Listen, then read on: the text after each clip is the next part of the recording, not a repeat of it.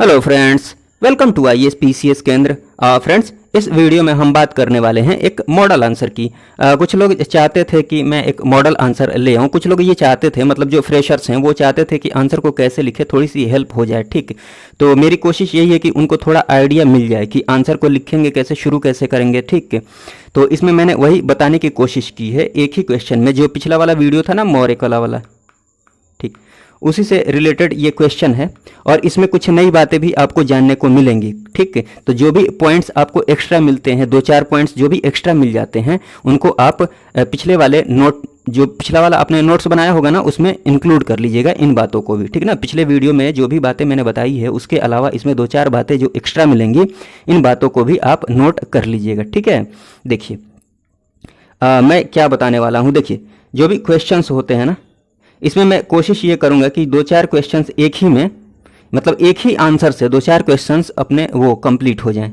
ठीक, देखिए मैं कैसे, मेरे कहने का क्या मतलब है, एक मिनट रुकिए, मैं बताना चाहता हूँ क्या। जैसे आपको मोटा मोटी आइडिया ये होगा, नहीं होगा तो आप कमेंट बॉक्स में ज़रूर बताइएगा। जैसे टेल वर्ड्स जो होते हैं ना, क्वेश्चन के बाद में लगते हैं। जैसे मान लीजिए कि पूछ ले क्वेश्चन में कि बताइए कि मौर्य कला की प्रमुख विशेषताओं की विवेचना कीजिए या फिर मूल्यांकन कीजिए। तो ये जो मूल्यांकन है, विवेचना है या फिर परीक्षण कीजिए, ये टेल वर्ड्स हैं। ठीक, तो इन्हीं टेल वर्ड्स के अकॉर्डिंग हमें आंसर को लिखना होता है। ठीक, जो भी ये परीक्षण हो गया, समीक्षा हो गया, ठीक, विवेचना, ठीक ना, ये सारी बातें हैं, विश्लेषण। ठीक, तो ये जो है ना, क्वेश्चन के लास्ट में जो लगे रहते हैं, इनको टेल वर्ड्स बोलते हैं, पुछल्ले शब्द बोलते हैं। ठीक, इन्हीं के अकॉर्डिंग हमें आंसर को लिखना होता है। क्यों ऐसा करना होता है? देखिए, हमारे पास नॉलेज तो पूरी होती है, ढेर सारी नॉलेज होती है, मौर्य कला के बारे में आपने बहुत कुछ पढ़ा है, लेकिन क्वेश्चन पूछा जाएगा तो ऐसा थोड़ी है कि सब कुछ लिख देंगे। सब कुछ लिखेंगे तो टाइम भी नहीं मिलेगा और प्रॉब्लम हो जाएगी। तो इन वर्ड, ये जो लास्ट में वर्ड लिखे होते हैं ना, ये आपको बता देते हैं कि हाँ, आपको थोड़ा सा लिमिट में लिखना है, मतलब जो पूछा गया है उसी के अकॉर्डिंग लिखना है। ठीक, और उसी के अकॉर्डिंग जब आप आंसर को लिखेंगे तो आपका आराम से 3-4 पेज में आंसर कंप्लीट हो जाएगा। ठीक, सारी बातें लिखने की ज़रूरत नहीं है, जितना भी जानते हैं। ठीक ना, देखिए मेरी कोशिश ये है इसमें कि मैं कोशिश ये कर रहा हूँ कि 2-4 क्वेश्चंस इसी में निपट जाए। मैंने जितने भी क्वेश्चंस हो सकते हैं ना मौर्य कला से संबंधित, वो सारे इसमें निपट जाएं। कहने का मतलब ये है, बस आप ध्यान से सुनते रहिए, ध्यान से देखते रहिए मैं क्या कर रहा हूँ। देखिए, सबसे पहले मैं ये मान के चल रहा हूँ कि क्वेश्चन ये है कि मौर्य कला की प्रमुख विशेषताओं की विवेचना कीजिए। ठीक, आगे जैसे जैसे क्वेश्चंस में थोड़ा सा चेंज ले आऊँगा तो उसके अकॉर्डिंग बातों को मैं ऐड कर दूंगा। ठीक है ना, मेरी कोशिश ऐसे रहेगी। ठीक, हाँ, लास्ट में मैं ये भी ऐड करूँगा। मान लीजिए एक पिछले वीडियो में मैंने बताया था कि क्या आप बताइए कि जो अशोक के जो स्तंभ हैं वो ईरानी स्तंभ की अनुकृति है, कॉपी है। तो इसको भी मैं आगे इंक्लूड करके आपको बताऊंगा कैसे लिखेंगे। ठीक, तो ऐसे वीडियो को आप ध्यान से देखिए, पूरा देखिए। ठीक, सारी चीज़ें क्लियर हो जाएंगी। ठीक ना, तो चलिए एक जनरल सा इंट्रोडक्शन मैं बताता हूँ, सामान्य सा। मान लीजिए कि क्वेश्चन ऐसा है कि मौर्य कला की प्रमुख विशेषताओं की विवेचना कीजिए। तो 1-2 लाइन इसमें एक्स्ट्रा हो सकती हैं, इतना भी लिखेंगे तो बहुत प्रॉब्लम नहीं होगी, बट 1-2 लाइन आप कम कर सकते हैं इसमें। ठीक है, मुझे समझाना है इसलिए मैंने 1-2 लाइन इसमें बढ़ा दिया है। ठीक, जैसे मान लीजिए इंट्रोडक्शन को लिखना है। ठीक, क्वेश्चन आपके दिमाग में है ही कि मौर्य कला की प्रमुख विशेषताओं की विवेचना कीजिए। कुछ आगे ऐड करेंगे जैसे मूल्यांकन कीजिए, या फिर क्या आप इस बात से सहमत हैं कि जो अशोक के स्तंभ हैं वो ईरानी स्तंभ की अनुकृति हैं, मतलब कॉपी है, देखा देखी है, नकल है। तो आगे मैं इंक्लूड कर लूँगा उनको। ठीक है, तो ध्यान से देखिए। ठीक, देखिए, तो इंट्रोडक्शन में ऐसे आप लिख सकते हैं कि कला किसी भी काल अथवा संस्कृति की प्रतिमूर्ति है। ठीक, कला की प्रगति के स्पष्ट साक्ष्य बिहार में मौर्य काल अर्थात लगभग 4वीं शताब्दी ईसा पूर्व से उपलब्ध होने लगते हैं। ठीक, जहां राजकीय कलाओं का विकास राजकीय संरक्षण में हुआ, वही स्वतंत्र कलाकारों द्वारा लोक कला के विकास में उत्कृष्ट योगदान रहा। ठीक, जैसे यक्ष यक्षिणी की मूर्ति, मृदभांड आदि। ठीक, उसके बाद हम क्या करेंगे, जैसे बॉडी पार्ट शुरू कर रहे हैं तो इसमें एक फ्लो चार्ट बना दिया, मौर्य कला से संबंधित फ्लो चार्ट बना दिए, क्या क्या चीज़ें देखने वाले हैं मौर्य कला। ये मैंने बताया भी पिछले वीडियो में, इसमें भी दिखा देता हूँ मैं। ये हो गया राजकीय कला, इसको 2 भागों में देख सकते हैं। एक हो गया लोक कला, ये मैंने बताया था जिसको राजकीय संरक्षण प्राप्त हुआ वो राजकीय कला है, जिसको जो कलाकार स्वतंत्र रूप से कला का विकास कर रहे थे, कलाकृतियाँ बना रहे थे, वो लोक कला हो गया, मतलब लोगों की कला। ठीक, ये मैंने बताया है पिछले वीडियो में, इसलिए ज़्यादा एक्सप्लेन नहीं कर रहा हूँ। ठीक, नीचे एग्जाम्पल लिख सकते हैं लोक कला में, जैसे यक्ष यक्षी की मूर्तियाँ हैं। राजकीय कला को भी 3 भागों में विभाजित करके देखा जा सकता है, चंद्रगुप्त मौर्य कालीन, अशोक कालीन, दशरथ कालीन। ठीक, ये सब मतलब राजकीय कलाएं, चाहे स्थापत्य कलाओं की बात की जाए तो चंद्रगुप्त मौर्य कालीन कलाएं कौन सी हैं, अशोक कालीन, दशरथ कालीन। ठीक, चंद्रगुप्त मौर्य कालीन की बात की जाए तो ये एग्जाम्पल ध्यान में दे सकते हैं, मतलब ये एग्जाम्पल लिख सकते हैं, कुम्भरार से प्राप्त राजप्रसाद। अशोक कालीन की बात की जाए तो स्तंभ, स्तूप, गुफाएं, ये सारी चीज़ें आई हैं। ठीक है ना, अशोक ने बराबर की जो पहाड़ियाँ हैं ना उसमें गुफाओं का निर्माण करवाया है, जिनका नाम क्या है, कर्ण चौपड़ है, सुदामा है, विश्व झोपड़ी है। ऐसे दिखा देते हैं ना तो स्टार्टिंग में ही लग जाएगा कि हाँ जो जिसने लिखा है वो जानता है, नॉलेज है। ठीक, बाकी तो आगे चीज़ें एक्सप्लेन कर लेंगे पेज भरने के लिए, और ज़रूरी भी है, पेज तो भरना ही है। दशरथ कालीन की बात की जाए तो दशरथ ने गुफाओं का निर्माण करवाया नागार्जुनी पहाड़ी में। ठीक, गुफाओं का नाम भी लिख सकते हैं यहाँ पर, लोमेश ऋषि गुफा है, गोपी का गुफा है। ठीक, ये सारी बातें हैं, यहीं पर सारी चीज़ें क्लियर हो गई, क्या क्या पढ़ना है। ठीक, हाँ, अब विशेषताओं की बात की जाएगी। विशेषताओं की बात करें तो वही हमारा मेन फोकस रहेगा, क्योंकि क्वेश्चन में वही पूछा है।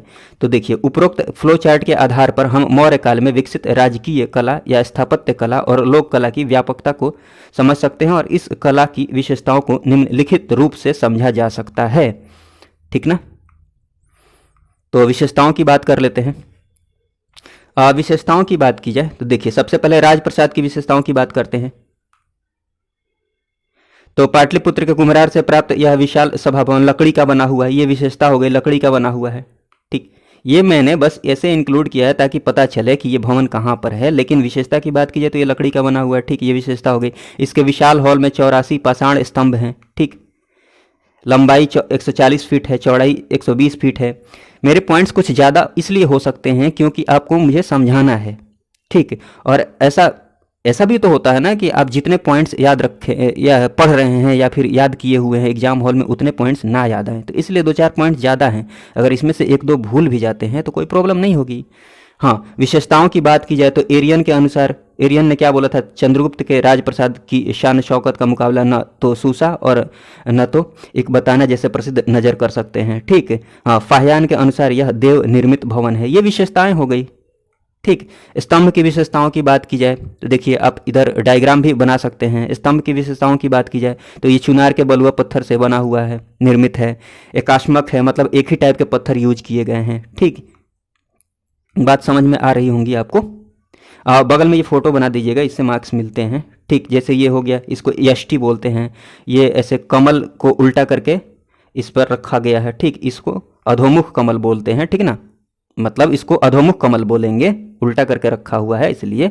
और ये जो है ना गोल या चौकोर होता है, ये फलक हो गया, और ऊपर किसी पशु की आकृति होती थी, जैसे हंस, सिंह, हाथी, बैल, ये सब। ठीक, तो आप ऐसे बना सकते हैं फोटो। हाँ, विशेषताओं की बात की जाए तो आगे, तो बिना किसी आधार तल का है, नीचे कोई आधार तल नहीं है। ठीक, लंबाई इसकी 35 से 50 फीट है। ठीक ना, चमकीले पॉलिश का प्रयोग किया गया है। ठीक, रामपुरवा स्तंभ के शीर्ष पर बैल की आकृति है, बैल की आकृति, ये विशेषता हो गई। सारनाथ स्तंभ के शीर्ष पर चतुर्सिंह आकृति है, 4 सिंहों की आकृति है। ठीक, ये विशेषता हो गई। ठीक, फिर बात कर ली जाए कि लौरिया नंदनगढ़ जो कि पश्चिम चंपारण में है के स्तंभ के शीर्ष पर सिंह की आकृति है। लौरिया अरेराज पश्चिम चंपारण के स्तंभ पर सिंह की आकृति है। ठीक, ये मैंने कुछ एग्जाम्पल्स दिए हैं, तो 1-2 बातें इसमें भूल भी जाएंगे तो कोई प्रॉब्लम नहीं होगी। ठीक, मैंने ऑलरेडी सब में 2-4 पॉइंट्स एक्स्ट्रा ही लिखे हैं। ठीक, ताकि 1-2 बातें भूल जाएं तो कोई दिक्कत ना हो। ठीक, हाँ, ये मैंने थोड़ा सा, 1 मिनट रुकिएगा, इसको आप छोड़ भी सकते हैं। ठीक, छोड़ देंगे तभी कोई दिक्कत नहीं होगी। लेकिन पढ़ लीजिए क्या लिखा हुआ कि अशोक के स्तंभ की सर्वोत्कृष्टता का इससे उत्कृष्ट प्रमाण और क्या हो सकता है कि इन्हीं स्तंभों में से सारनाथ चतुर्सिंह स्तंभ को स्वतंत्र भारत सरकार ने अपना राज्य चिन्ह बनाने की प्राथमिकता दी। ठीक, तो इसको आप यूज कर सकते हैं कहीं पर ये कंक्लूजन वगैरह में, या फिर जहाँ उस टाइप के क्वेश्चंस आते हैं।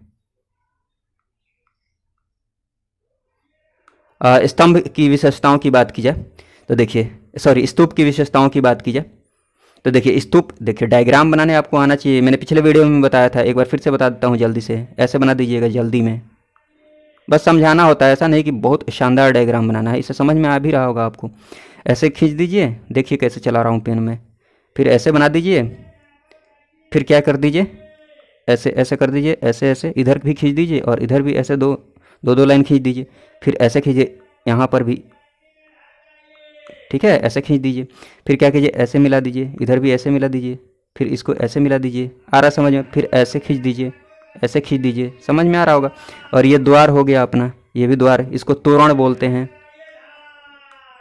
ठीक ना। अब देखिए इसका नाम क्या है, इसका नाम वेदिका है, ये तोरण द्वार है, ये मेधी है, अंड है, ये इसको हर्मिका बोलते हैं, ठीक। ऊपर ये इसको यष्टि बोलते हैं, ऐसे ऐसे ऐसे ऐसे 3 बना हुआ है, ये सब बना लीजिएगा, इसको छत्रक बोलते हैं, ठीक। तो ऐसे डायग्राम बना लीजिएगा। स्तूप की वस्तुतः, हाँ, इसकी विशेषताओं की बात कर ली जाए तो स्तूप वस्तुतः ईंट अथवा प्रस्तर से निर्मित ठोस गुंबद के होते थे, ठीक, गुंबद के आकार के होते थे, ठीक। ये सारी बातें हैं। और विशेषता की बात की जाए तो स्तूपों की संरचना अर्धगोलाकार होती थी, ठीक, जिसके आंतरिक भाग में कच्ची ईंटों तथा बाहरी भाग में पक्की ईंटों का प्रयोग किया जाता था। हाँ, बौद्ध एवं जैन किसी पवित्र स्थान पर स्मारक स्वरूप निर्मित करते थे इस स्तूप को, ठीक। तो ये विशेषता तो नहीं, लेकिन चलिए मैंने इस बात को ऐड कर दिया है ताकि आपको कहीं ज़रूरत पड़े कि बौद्ध या जैन धर्म का प्रभाव पड़ता है या नहीं पड़ता है, चाहे कैसे पड़ता है, तो वहाँ पर आप इस बात को यूज कर लेंगे, ठीक। हाँ, स्मारक के रूप में निर्मित करते थे, विशेषता के रूप में भी आप इसको यूज कर सकते हैं कि बौद्ध एवं जैन किसी पवित्र स्थान पर स्मारक स्वरूप स्तूप का निर्माण करते थे, ठीक। तो ये विशेषता ही है, तो विशेषता में आप इसको इंक्लूड कर सकते हैं, ठीक। प्राचीन भारत में मौर्य कला के प्रतीक के रूप में सांची स्तूप को लिया जा सकता है, ठीक, प्रतीक के रूप में, ठीक है ना। गुफा की जो विशेषताएं हैं उनको देख लेते हैं। गुफा की विशेषताओं की बात की जाए तो गुफाएं सादी हैं परंतु चमक सराहनीय है, ठीक। लकड़ी के कार्य की नकल की स्पष्ट झलक मिलती है, लकड़ी के द्वार हैं, छतों और दीवारों पर चमकीली पॉलिश का प्रयोग किया गया है, ये सब विशेषताएं हैं। लोक कला की विशेषताओं की बात की जाए तो सभी प्रतिमाएं भूरे बलुआ पत्थर की बनी हुई हैं, जैसे दीदारगंज से चामर ग्राहिणी यक्षी की मूर्ति, बेसनगर से प्राप्त यक्षिणी की मूर्ति, ठीक। इनके शरीर पर वस्त्र तथा आभूषण अत्यंत मनोहर हैं, ठीक। ये मूर्तियां लोक धर्म का प्रमुख आधार थीं आदि, ठीक। ये सारी बातें हैं, ये सारी विशेषताएं हैं, ठीक। तो विशेषताओं की बात ये हो गई। अगर इतना पूछा जाता है विशेषताओं के बारे में तो इतना लिख सकते हैं। मान लीजिए मूल्यांकन का भी पूछ दे क्वेश्चन में कि मूल्यांकन कीजिए, ठीक, तो आलोचना भी कर सकते हैं, जो आलोचनाएं हैं। देखिए क्वेश्चन ये मैंने क्यों लिखा है, उपरोक्त वर्णित विशेषताओं के अलावा इस कला की कुछ आलोचनाएं भी मिलती हैं जिन्हें निम्न रूप में देख सकते हैं। तो ये लाइन लिखने से हम इससे पता चलता है कि आप आंसर को कनेक्ट कर पा रहे हैं, पिछले जो भी पॉइंट्स हैं उनको आगे जो लिखने जा रहे हैं उनसे कनेक्ट कर पा रहे हैं। तो ये दिखाना फ़ायदेमंद ही होता है, ऐसे करेंगे तो फ़ायदा ही होगा, ठीक। ऐसे कनेक्ट कर सकते हैं। 1 मिनट, आलोचनाओं की बात कर ली जाए तो बताया था पिछले वीडियो में मैंने, इसमें भी बता देता हूँ। Sir John Marshall, Percy Brown, Stella Kramrisch जैसे विद्वानों के अनुसार मौर्यकालीन स्तंभ जो है ना ईरानी स्तंभों की अनुकृति है, कॉपी है, ये ऐसा बताते थे। बट मैंने वहाँ पर डिफ्रेंशिएट करके दिखाया था कि दोनों में अंतर क्या है, काफ़ी अंतर है, ठीक, मैंने बताया था। जहाँ ईरानी शैली में खंभों के शीर्ष पर फूल, पत्ते, बेल और पक्षियों के माध्यम से सजावट का प्रयोग देखा जा सकता है, वही मौर्यकालीन स्तंभों में इसका अभाव है, ठीक। और क्या बात की जाए आलोचना में, इनमें शरीर के अगले भाग की प्रस्तुति पर ज़्यादा ध्यान दिया गया है, अधिक ध्यान दिया गया है, ठीक। और क्या बात कर सकते हैं इसमें, मौर्यकालीन मूर्तियों में पत्थर व मिट्टी की मूर्तियां तो मिलती हैं लेकिन धातु की कोई भी मूर्ति नहीं मिलती है, ठीक। ये कुछ आलोचनाएं हो गई। ये तो स्तंभ को लेकर हो गई, ठीक, स्तंभ को लेकर 2 बातें हो गई। अरे आलोचना मैंने की है तो सबको मिलाकर किया है। ये स्तंभ की अलग बात हो गई, ये स्तंभ के बारे में बोला था, ठीक, ये भी उसी के बारे में है। और ये मूर्तियों के बारे में हो गया, मौर्यकालीन मूर्तियों में पत्थर और मिट्टी की मूर्तियां तो मिलती है लेकिन धातु की कोई मूर्ति नहीं मिलती है। कला, लोक कला वाली जो बात थी ना उसकी बात मैं कर रहा हूँ, ठीक। तो ये कुछ आलोचनाएं हो गई, ठीक। तो हाँ, एक और क्वेश्चन मूल्यांकन के अलावा आपसे पूछा जाए कि क्या आप इस बात से सहमत हैं कि जो अशोक के स्तंभ हैं वो ईरानी स्तंभ की अनुकृति हैं। तो आप बता सकते हैं, आपकी कोशिश तो यही रहनी चाहिए कि नहीं अनुकृति नहीं है, ठीक। तो कोशिश यही रहनी चाहिए, तो आप डिफ्रेंशिएट करके बता सकते हैं। मैंने पिछले वीडियो में बताया था, ठीक, अशोक के स्तंभ और ईरानी स्तंभ, ठीक। मैं कुछ विशेषताएं बता देता हूं, जैसे कि अशोक के स्तंभ में क्या विशेषताएं थी, क्या विशेषताएं हैं कि ये एकाश्मक है, ये मतलब एक ही एकाश्मक है, एक ही पत्थर का प्रयोग किया गया है नीचे से लेकर ऊपर तक, जबकि ईरानी स्तंभ एकाश्मक नहीं है, ठीक, अलग अलग पत्थर का प्रयोग किया गया है, ठीक ना, एकाश्मक नहीं है, ठीक।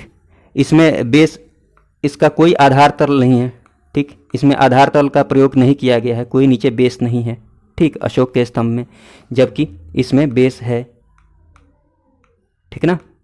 ईरानी स्तंभ में आधार तल का प्रयोग किया गया है। अशोक के स्तंभ की बात की जाए तो ये स्वतंत्र रूप से स्तंभ को बनाया गया है, जबकि इनका प्रयोग, ईरानी स्तंभ का प्रयोग भवनों में किया गया है, भवन में किया गया है। तो ये सारी विशेषताएं, एक दो विशेषताएं और हैं, ठीक है। तो ये सारी विशेषताएं आप लिखकर, मान लीजिए क्वेश्चन ऐसा पूछ लेता है तो ठीक आप समझ पा रहे होंगे। ऐसा मत सोचिए कि सब क्वेश्चन एक ही में आ जाएगा, कुछ क्वेश्चंस मान लीजिए एक ही में आता है तो कुछ पॉइंट्स को काट सकते हैं विशेषताओं में, जैसे मैंने एक दो बातें कहीं कहीं पर एक्स्ट्रा लिखी हैं, ठीक। आपको कोशिश करनी है कि 4 से 4.5 पेजेज में आपके आंसर्स हो जाएं, ठीक। ओवरऑल मैंने कंक्लूड करने का इसको प्रयास किया है कि इस प्रकार हम कह सकते हैं कि मौर्य कला ने संपूर्ण भारत को जो कला की मजबूत बुनियाद प्रदान की, उसके सामर्थ्य पर ही बाद के भारतीय कलाओं की सर्वोत्कृष्टता का विशाल महल तैयार होता रहा, ठीक। ये तो बात हो गई, चलिए कंक्लूड कर दिया। लेकिन मान लीजिए उस क्वेश्चन में ये रहता, क्या आप इस बात से सहमत हैं कि अशोक के जो स्तंभ हैं वो ईरानी स्तंभ की अनुकृति है, कॉपी है? तो उस बात के लिए मैंने यहाँ पर कंक्लूड किया है कि जहाँ तक इसके स्तंभों में ईरानी स्तंभों की अनुकृति की बात है तो यह उचित नहीं है। क्यों? क्योंकि दोनों में कई मूलभूत अंतर दिखाई देते हैं, जिससे भारतीय मौर्य कला की एक अलग पहचान बनती है। तो ऐसे आप एक पॉजिटिव नोट के साथ किसी भी क्वेश्चन को एंड कर सकते हैं। आपकी कोशिश यही होनी चाहिए, ठीक, कि आप किसी भी आंसर को पॉजिटिव नोट के साथ, ठीक, ख़त्म करें, ठीक। निष्कर्ष ये होना चाहिए, ठीक है ना। तो चलिए, वीडियो देखने के लिए आपका बहुत बहुत धन्यवाद। जय हिंद, जय भारत।